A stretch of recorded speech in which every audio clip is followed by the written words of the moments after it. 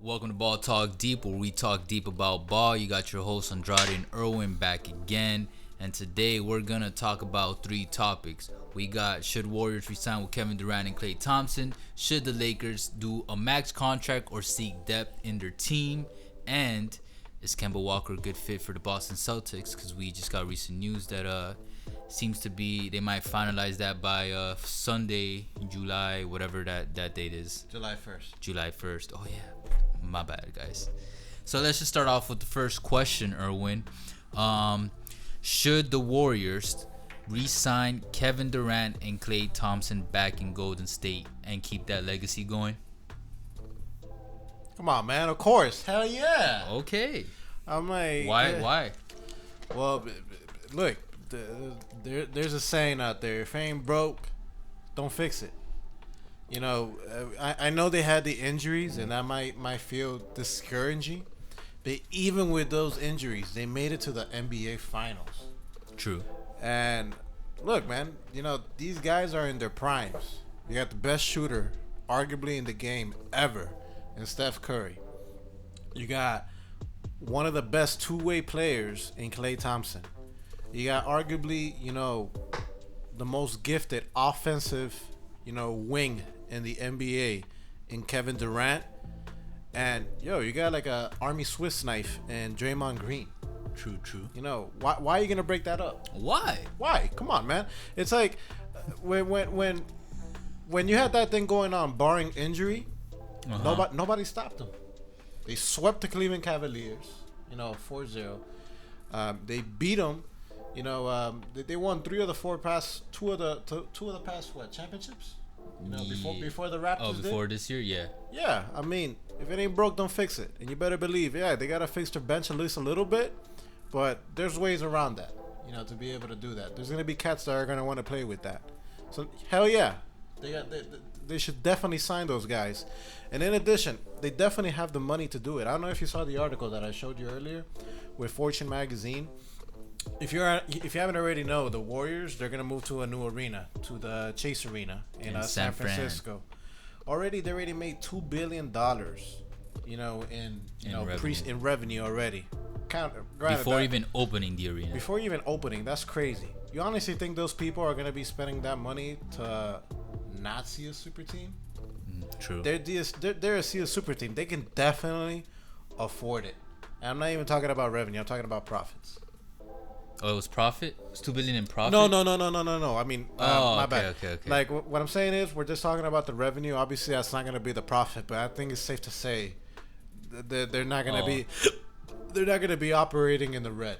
Okay, with that super team. They'll definitely be able to afford it. All right, yeah, because there's going to be some astronomical numbers that I even saw on the jump. I'll post the graphic here somewhere. I'm actually, to be honest, I'm like in the middle of this, as if they should. But ultimately, I agree. I do believe the Warriors should re-sign Kevin Durant and Klay Thompson. Foremost because, yes, they're already building a legacy with both players together. So they should just keep building that legacy and keep building the dynasty that they've created together. That's already a few years in the making. And then, now that they've been defeated twice, first by the Cavs and then second now by the Toronto Raptors, it's like, especially after this last defeat, they're not viewed as an overpowered super team anymore. So any championship win they get from here on out is going to be viewed as earned by at least the majority of the public. I don't think it's going to be viewed as like, oh, it was an easy win for them, as it was like a year to 2 years ago. So there's that. They're not going to have that type of backlash as they did before.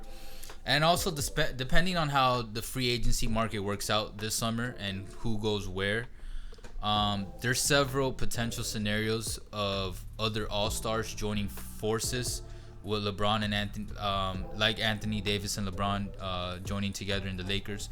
So, like, if you're seeing other superstars start joining other teams together, if you're KD and Klay, it's like, all right, why not stay and just we already have a super team now. Might as well keep it together. One that already has an organic chemistry a few years in the making. They already know how they play with each other. They already know how they are with each other off the field as well. So it's just like that dynamic is not something you could buy. It's years in the making, on and off the court. So yeah, I think they should resign. Well, you know what? I'm gonna have to disagree with that point that you said that they're still gonna be viewed as that team, especially Kevin Durant, in that light that he went on and he quit on the Thunders, after being defeated 3-1. Oh, see, I think that's been downplayed a little. To join a 73-19.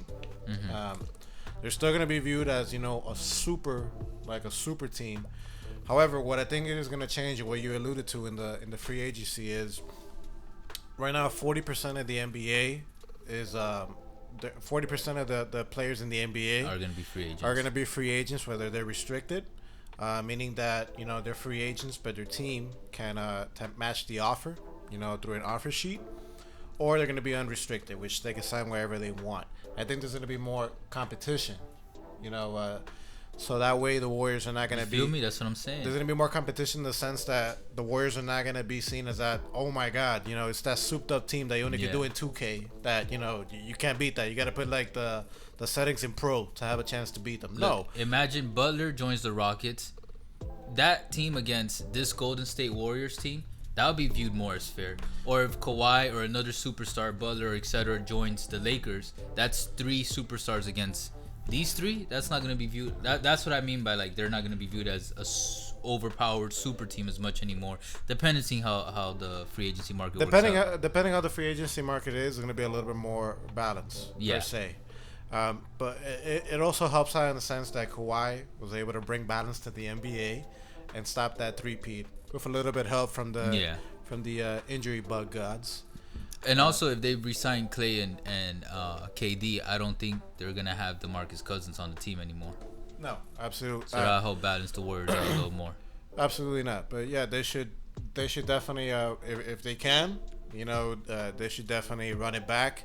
And I mean, according to sources, it seems like the Warriors are thinking the same exact thing. They're gonna offer Klay ASAP when the moratorium begins, the max. And KD, you already know they're probably going to offer him the max as well. Yeah. I wouldn't be surprised if they offer the super max. Who, KD? KD. Oof. Yeah. That'd be wild. Yeah.